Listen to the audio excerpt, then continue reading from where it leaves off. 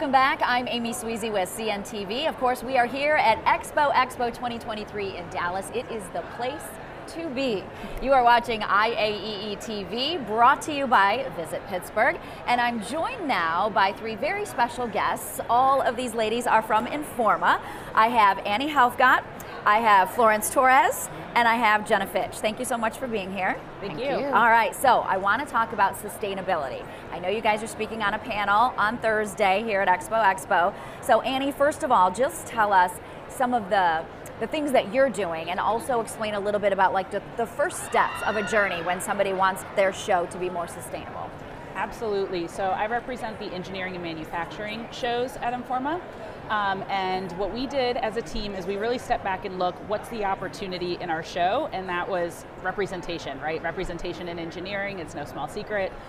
There's some steps to take. So we've launched in the past year or so a lot of women in processing groups. We've launched mentorship, and we were the first portfolio to work with an organization called Diversity Org, which has now become a more long-standing program Informa-wide, where we bring high school students from underrepresented populations onto the show floor. They meet people from all these different industries, and they learn about careers and opportunities they may never have known existed. So that's where our focus is, and we'll of course be taking the next steps, and we take some small steps already in the sustainability realm of manufacturing, which is a whole nother can and a whole nother talk. Yeah, a whole other panel. Yep. Florence, we'll come to you next. Tell us what you do and kind of the intermediate steps, I guess. Yeah, absolutely. So I work on an event called Waste Expo, and it covers everything, the gamut of waste. So everything from processing to collection to education about waste. So as you might imagine, sustainability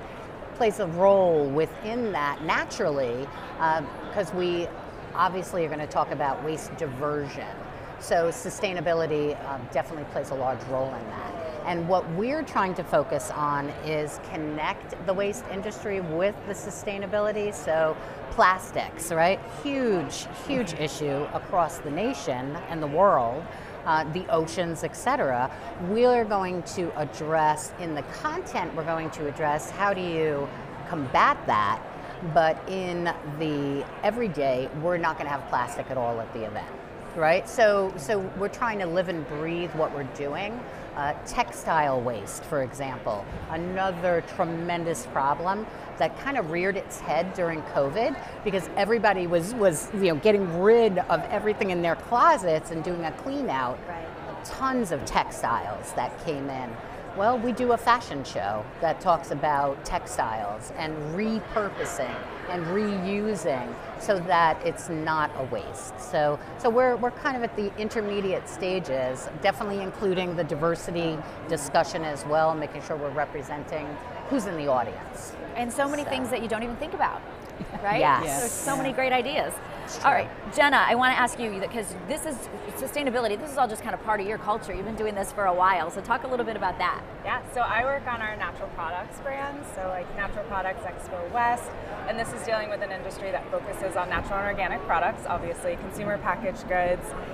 Deep at the heart of our community is a focus on sustainability, whether it's agriculture, how we're sourcing our food, how we're packaging it. You had mentioned packaging flow, that's huge for us too. And it's something that we've been on a long time journey since we started in the 70s and 80s. Things that we're improving on as a company that's been focused on this for a long time would be our vendor partnerships. So continuing to put pressure on our hotels, our food and beverage orders. What can we do that's sourced locally? And we have measurements, so like we can track this year over year and look at how many tons of waste we've diverted, composted. We have a huge composting program at our events, just because we are so food and beverage heavy. We do a lot of donations to local organizations, food banks, deep community partnerships wherever we serve and wherever our events go. And then we're still on a journey too, like we're adding new events. Following Annie's event, we added diversity org programs and brought students from local cities to our events to experience and see like, what could you do in the events industry? You can have a successful career, you can travel all over the world, you can do these things, you can have an impact and bring these sustainability measures to your show. We haven't gotten to do a fashion show, we're still trying to figure out how to do that, but someday. Annie, you talk to me a little bit about Faster Forward. That's your initiative, right? Yes, that's an Informa-wide initiative right?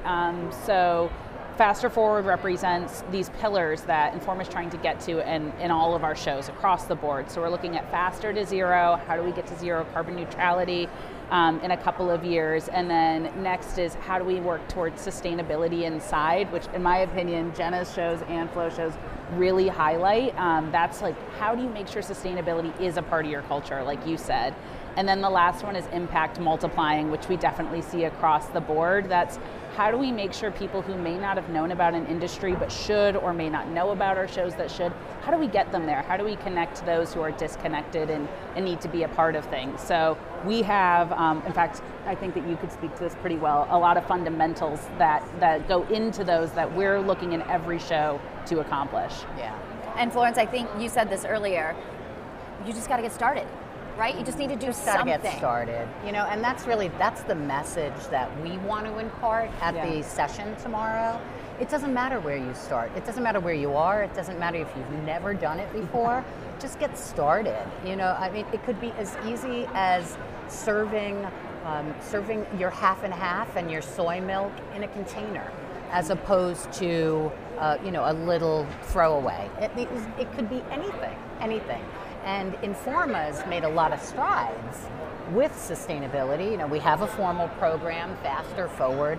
We're actually measured, each of our shows is measured against those guidelines, and we get a score at the end of our show. So accountability, important, right? But if you're at the beginning stages, accountability is really just so far out. Don't worry about that, right? Just do it. Just get it started. That's all. Empowerment feels really important there too. We all have a wide variety of roles within each of our shows. Like I run our conferences and content, and I feel really empowered to bring sustainability into each of our events, each of our sessions, whether it's our speaker selections, whether it's what we're talking about.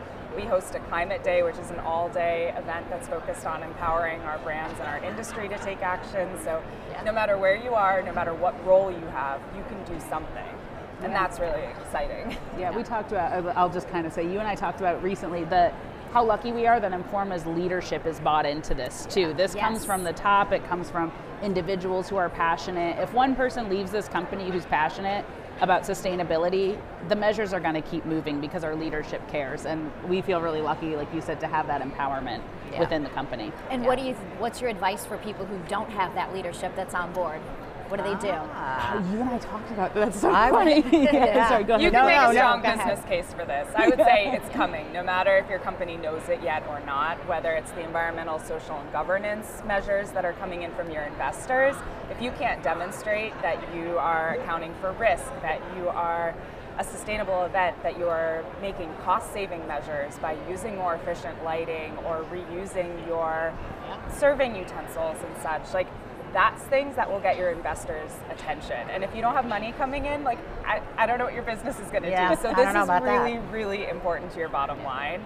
And I think that could be somewhere maybe you can start when you're having these discussions internally. Yeah, absolutely. And you know, not just investors, but everybody that's coming to your event is a consumer. Right? Everybody that I know is concerned about sustainability and what type of world we're going to leave for our children. Everybody's concerned about diversity. Diversity falls under that sustainability umbrella. So if you are not representing at your event, your folks aren't going to come, right? If they don't see themselves at your event, they're not going to come. If you're not holding strong to environmental standards, they're not going to come. So you got to do something. But starting small is fine, right? You don't have to be measured on this scale that we are. Just start. Just start. That's all we're asking. Fantastic. A great way to end. Anyhow, I've got Florence Torres, Jenna Fitch from Informa. Thanks so much for being here. You are watching IAEE-TV, brought to you by Visit Pittsburgh. I'm Amy Sweezy with CNTV. Thanks for watching.